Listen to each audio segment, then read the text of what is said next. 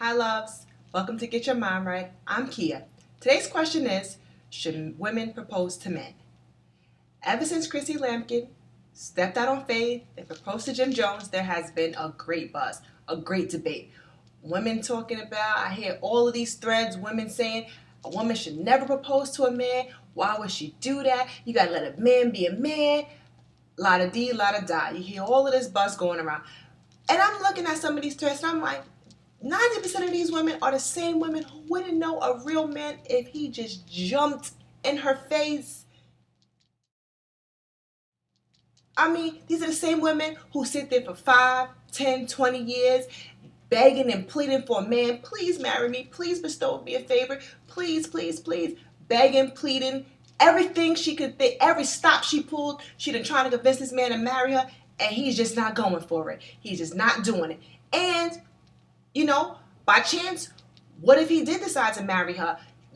Those marriages come from, well, let me just go ahead and just go marry her. She can get off my back. Or I done messed up so bad, I got to find a way to fix it so I can keep what I know and I can keep this here craziness that we got going on. I can keep it going on. Don't really want to marry her, but I'm just going to go ahead and do it.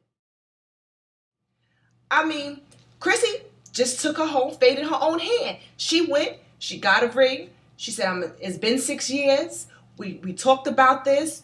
We said we wanted to do that. We said we wanted to be together. Now I'm going to step up. He taking too long. I'm going to step up. When I got the ring, I'm going to propose to him. But guess what? I got the real estate agent on standby.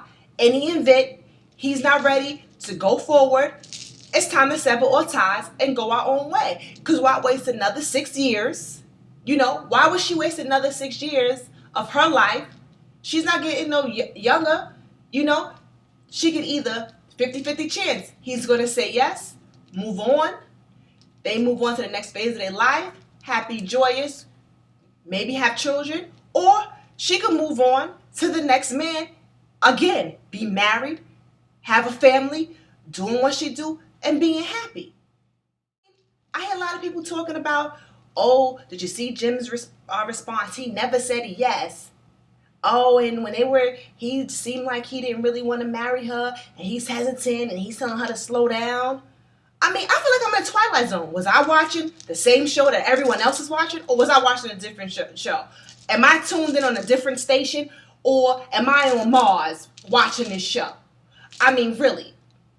I don't see where he ever did anything but profess his love. He did say, if you go back and really dissect the show and watch the show and pay attention to the show from the beginning to the end.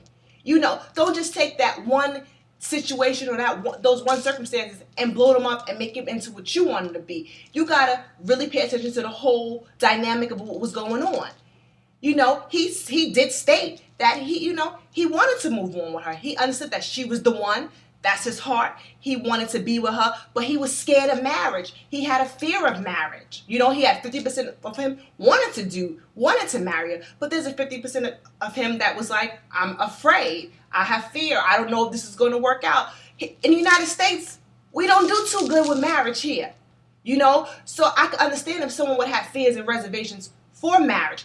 And also, I could understand if someone had reservation for marriage if that's not what they know, if that's not what they come from. If you don't come from a life where your mother and your father were married, or perhaps they were married and divorced, you were raised by single parenting, you never observed a healthy, prosperous relationship, then you don't really know anything about that. So your natural thing would be is to have reservations. I mean, I just don't get it.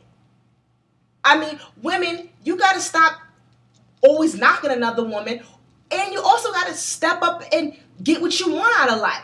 Stop sitting around here waiting for men to say, oh, I got you. Oh, I'm going to do you a favor and I'm going to marry you. I'm going to do this. I'm going to do that. Begging and pleading. I mean, you are the prize. Let him know that you are the prize. He don't choose you. You choose him.